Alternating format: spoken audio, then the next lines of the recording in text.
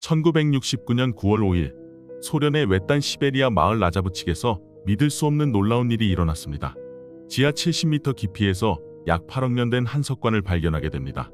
그 석관의 주인은 이 지역에서 최초 문명을 세운 숨겨진 인류의 조상일 수 있으며 아마도 우주에서 지구로 미스터리한 목적을 가지고 온 외계인일 것입니다.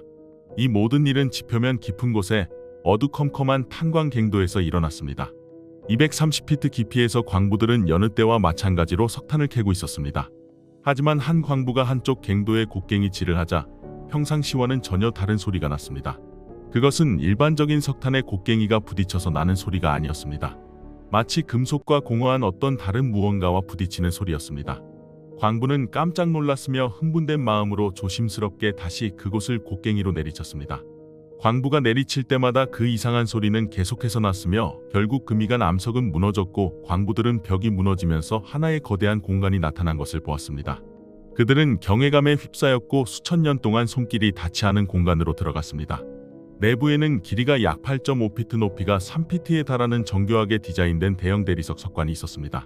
즉시 광산지구 책임자 알렉산더 마살리기는 광부 중 한 명으로부터 아래에서 지금 일어난 일에 대해 당황스러운 보고를 받았습니다.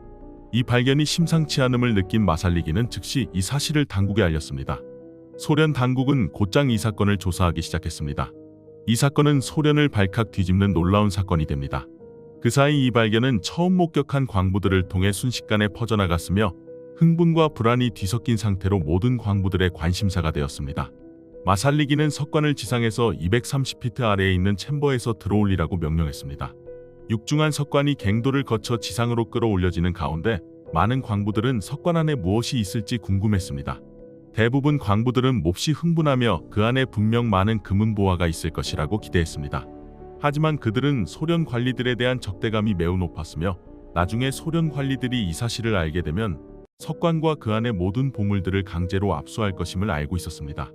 그래서 그들은 압수당하기 전에 석관에 보물이 있으면 먼저 빼돌리기로 하고 석관을 열었습니다. 광부들은 흥분된 마음으로 석관을 열자 그들은 엄청난 충격을 받았습니다. 그들이 기대한 금과 보석 대신 한눈에 20대로 추정되는 젊은 여성이 놀랍도록 잘 보존되어 석관에 누워 있었습니다. 그 여성은 긴 머리와 파란 눈을 가진 매우 아름다운 젊은 여성의 모습이었습니다. 그녀는 마치 잠이 든 것처럼 누워 있었으며 또 지구에서는 볼 수 없는 재질로 된 반투명한 신비한 흰색 드레스를 입고 있었습니다. 그녀를 둘러싸고 있는 것은 신비한 분홍색 액체였고 그녀의 머리 옆에는 당시 광부들이 기대했던 것과는 전혀 다른 작은 검은색 금속 상자가 있었습니다.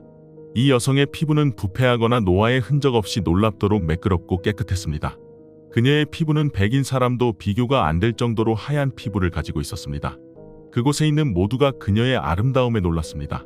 석관은 몇 시간 동안 방치되어 있었고 소문을 들은 탄광마을의 거의 모든 사람들이 석관에 그녀를 보러 왔습니다. 마을 사람들은 신비한 석관 속 아름다운 여인과 투명한 분홍색 액체에 매료되었으며 심지어 한 청년은 분홍색 액체에 손가락을 담그고 맛보았습니다. 청년의 말에 따르면 어떤 맛도 없고 냄새도 없는 것으로 밝혀졌습니다. 그러나 일주일 후 우려했던 것과 같이 그 청년의 정신 상태는 급격히 악화되었습니다. 그는 방향 감각을 상실했으며 점점 증상이 심해졌고 결국 자신의 집을 찾아갈 수가 없을 정도로 악화되었습니다. 결국 겨울 어느 날 밤 길을 잃고 혹독한 추위에 얼어 죽게 됩니다. 이 이야기가 처음 시작된 곳은 티술이라는 마을이며 석관의 미스터리한 미모의 여성은 티술의 공주로 세상에 알려지게 됩니다. 결국 고위 관리들과 경찰관, 소방관 그리고 군 기관들이 모두 현장으로 왔습니다. 또한 정장 차림의 KGB 요원들이 빨간색 헬리콥터를 타고 도착했습니다. 그들은 석관 주변에 즉시 바리케이트를 설치하고 모인 사람들에게 내부의 잠재적인 전염병 감염을 이유로 철저히 접근을 금지했습니다. 그들은 대형 헬리콥터를 이용하여 석관을 정부 비밀 시설까지 운송하려고 했습니다. 그러나 석관은 대리석 종류였으며 무게가 너무 무거워서 헬기로는 도저히 운반할 수가 없었습니다. 그래서 조사팀은 석관에 가득 차 있던 분홍색 액체를 특수 용기에 따로 분리한 후에 석관을 옮기려 했습니다. 그런데 분홍색 액체를 분리했을 때 믿을 수 없는 일이 일어났습니다. 갑자기 완벽하게 보존되고 살아있는 것 같은 여성의 몸은 놀라운 변화가 일어났습니다. 조사관들 앞에서 피부가 단 몇 분 만에 흰색에서 검은색으로 돌연바뀌었고 공주는 마치 죽은 사람과 같아졌습니다. 그 결과 많은 사람들은 분홍색 액체가 그녀의 신체를 완벽하게 보존해줬다고 생각했습니다. 티술 공주는 과학적 분석을 위해 노보시비르스크로 이송되었습니다. 몇 주 후 노보시비르스크의 한 교수가 광산에서 발견한 놀라운 사건에 대해 강의하기 위해 라브치크에 도착했습니다. 교수는 티술 공주의 보존 상태가 고고학이나 고생물학 분야에서 이전에 보았던 것과는 전혀 다르다고 밝혔습니다. 그녀의 몸을 수억 년 보존한 분홍색 액체는 자연적 또는 인공적인 방부제로 알려진 어떤 물질들과 비교해도 설명이 불가능한 특성을 가지고 있었습니다. 석관의 나이와 기원을 밝히기 위해 조사팀은 방사성 탄소 연대 측정과 수많은 테스트를 진행했습니다. 그러나 최대 5만 년까지 유기물의 연대를 측정할 수 있는 탄소 연대 측정은 몇 억 년으로 예상되는 이 석관을 측정하기에는 부적절했습니다. 석관의 구성물질과 분홍 보존액 및 공주는 연구자들이 예상하는 것과 전혀 일치하지 않았습니다. 과학자들은 지질 지층을 분석하고 보다 정확히 석관의 나이를 밝힐 수 있는 지각연대 측정 기술을 사용하여 다른 방법으로 연구했습니다. 결국 일어난 수많은 실험을 통해 도출된 결론은 티술 공주와 석관의 나이가 약 8억 년이나 된 것이었습니다. 이제껏 발견된 문명들과는 비교조차 할 수 없으며 기존의 인류 역사를 뒤흔들어 놓았습니다. 공주의 시대는 인류가 생기기 전이며 어떤 다세포 생명체도 없던 시대였습니다. 이것이 사실이라면 지금까지 배웠던 지구 역사와 인류의 역사를 모두 의심해야 합니다. 연구 결과가 정확하다면 8억 년간 신체를 보호하는 석관과 보존액을 만들 수 있는 초고도 문명이 그 당시에 있었다는 사실은 현재 과학으로서는 도저히 설명할 수가 없었습니다. 하지만 이것뿐만이 아니었습니다. 일부 사람들은 공주가 먼 우주에서 지구로 온 외계인이라고 여겼습니다. 공주의 완전히 하얀 피부는 햇빛이 훨씬 적은 행성에서 왔을 것이라고 생각했습니다. 이 이야기는 지역 전체에 퍼지기 시작했고 공주에 대한 기사가 지역 신문에 게재되었습니다. 그러나 이에 소련 비밀경호국은 신속하고 비밀스러운 대응을 했습니다. KGB 요원들은 지역으로 가서 말도 안 되는 이야기며 날조된 것이라고 기사와 신문사를 비난했습니다. 그리고 정부 관계자들은 또한 이 기사와 함께 모든 신문과 자료들을 압수했습니다. 또한 이 사실을 조사하고 자료를 수집하며 일반 대중들에게 강연을 하며 소문을 퍼뜨린 교수와 신문사는 당국에 의해 처벌을 받고 끌려갔습니다. 당시 세계 정세는 언제든지 3차 대전이 터져도 이상하지 않을 만큼 냉전의 긴장이 가장 극에 달한 시기였습니다. 구소련이 붕괴되기 전까지는 아무도 감히 티술 공주에 대해 다시는 말하지 않았습니다. 그러나 2002년 냉전 시대가 가고 소련의 붕괴 후 하나의 기사가 8억 살의 여인이라는 제목으로 숨겨진 진실이 다시 수면 위로 떠올랐습니다. 이 기사는 카카시아 신문에 게재된 후 다시 아르카임 신문에 게재되었습니다. 이 기사를 작성한 기자에 따르면 과거의 KGB 비밀 부서에서 일했던 은퇴한 대령이 자신에게 폭로했다고 주장했습니다. 이 이야기는 다시 한번 큰 인기를 얻었습니다. 그 인기로 현재는 석관이 발견된 곳에서 멀지 않은 르자브칙 마을 근처에 추모 명판이 새겨진 기념비가 설치되어 있습니다. 그리고 표지판에는 이렇게 적혀 있습니다. 1969년 이곳에서 멀지 않은 탄광에서 채굴하던 중에 공주의 무덤이 발견되었습니다. 2m짜리 대리석 석관에는 아름다운 젊은 여성이 누워 있었습니다. 석관이 발견된 지각의 석탄의 나이로 볼 때 이 여성은 수억 년 동안 거기에 묻혀 있었습니다. 심지어 석관이 열리는 것을 실제로 두 눈으로 똑똑히 본 라브칙 마을의 목격자들을 러시아 중앙 텔레비전은 추적하기도 했습니다. 나중에 밝혀진 사실에는 더욱 놀라운 이야기가 숨겨져 있었습니다. 티술 공주가 발견된 지 몇 년 후 석관과 관련된 사람들 사이에서 연속적으로 사망자가 잇따라 발생했다는 사실이 밝혀졌습니다. KGB가 석관을 압수한 지 불과 6개월 만에 석관의 티술 공주의 저주는 이반 카르나우호프를 시작으로 시작되었습니다. 그는 오토바이와 트럭이 충돌하는 끔찍한 교통사고로 목숨을 갑자기 잃게 되었습니다. 이웃들의 말에 따르면 제가 기억하는 한 그는 실제로 술을 한 번도 마신 적이 없습니다.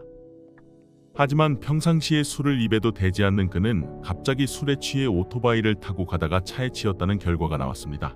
이반이 사망한 지 한 달 후에 한 광부가 석관의 저주 속에서 물에 빠져 또 죽음을 맞이했습니다. 이러한 불길한 여러 가지 사건에서 살아남은 유일한 생존자는 지질학자 블라디미르 포드레셰트니코프였는데 그는 티술 공주의 석관의 발견만이 유일한 발견이 아니라고 밝혀 더욱 큰 충격을 주었습니다. 1973년 여름 블라디미르 포드레셰트니코프가 언급했듯이 군대가 다시 한번 티술 지역으로 내려왔습니다. 군대는 숲 주변에 엄격한 경계를 설정하여 현지인의 접근을 금지했습니다. 군의 소속 존재는 비밀에 쌓여 있었고 마을 주민들에게는 어떠한 설명도 없었습니다. 몇 년 후 블라디미르 포드레셰트니코프의 증언은 역사가이자 은퇴한 FSB 특수부대 소장 출신인 발레리 말레바니에 의해 사실임이 확인되었습니다. 그는 KGB의 아카이브 저장 기록에 따르면 1973년 이 지역은 원인은 알 수 없지만 갑자기 세 개의 동심원으로 겹겹이 둘러싸여 집중적인 보안 기밀 구역으로 분류되었다고 합니다. 그리고 역시 그곳에서 멀지 않은 근처 한 호수 중간에 섬이 있었는데 그곳에서 또 하나의 무덤이 추가로 발견되었습니다. 이 무덤 안에는 각각 길이가 약 8피트에 달하는 석관이 2개가 놓여 있었으며 처음 공주의 것과 놀라울 정도로 흡사했습니다. 이 석관은 모스크바로 운송되었으며 약 2억 년 전의 것으로 추정되었습니다. 마을 주민들은 이 사건에 대해 발설하지 말라고 경고를 받았다고 전해집니다. 소련 KGB의 아카이브 비밀 자료를 보면 1973년 이 지역은 정말로 세 겹의 장벽으로 단단히 차단되어 있었다는 것을 객관적 사실로 알 수 있습니다. 보고서에 따르면 그곳에서는 한동안 비밀스러운 채굴 작업이 계속되었지만 정부의 제한된 근로자만 출입이 가능했으며 지역 주민들은 출입이 금지되었습니다. 어떤 사람들은 이 이야기가 언론과 음모로 조작된 이야기라고 단순히 무시해버렸지만 그렇게 단순하게 무시하기에는 여러 가지 의혹들이 현재 남아 있습니다. 발견에 대한 모든 것이 기밀로 유지되었고 모든 물리적 증거가 압수되어 비밀에 붙여졌기 때문에 아직까지 살아있는 목격자의 증언과 발레리 말레바니가 공개한 제한적인 정보만을 가지고 있습니다. 첫 번째는 르자브칙 마을 근처에 큰 탄광이 있었다는 사실입니다. 1960년대에 실제로 그곳에 탄광은 존재했으며 알 수 없는 이유로 1972년에 완전히 폐쇄되었습니다. 또한 이 지역은 러시아에서 가장 오래된 석탄 매장지였습니다.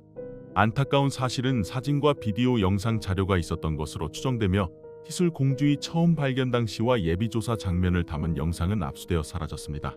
또한 연구 결과와 연구를 기록한 메모들과 심지어 보존액에 대한 연구 샘플들도 폐기된 것으로 알려져 있습니다. 그렇다면 왜 소련 당국은 이 사실을 공개하지 않았을까요? 석관과 티술 공주의 존재 발견 자체가 국가 안보에 위협이 되는 무언가가 있었을까요? 아니면 전 세계에 퍼져 있는 어떤 절대적인 세력에 의해서 기밀로 남은 것일까요? 현재에 와서 석관과 티술 공주의 사건에 대해 사람들은 많은 관심을 가지고 여러 가지 가설들을 내놓았습니다.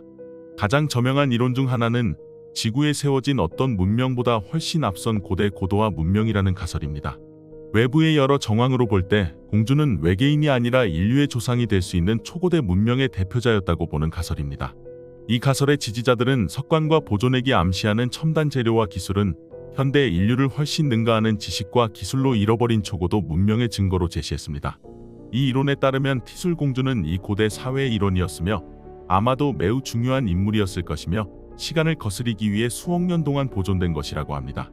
알 수 없는 일종의 대재앙 또는 다른 무엇인가가 그 초고도 문명을 파괴했으며 그녀와 몇몇 지도자들은 석관에서 재앙을 피한 것으로 여겨집니다.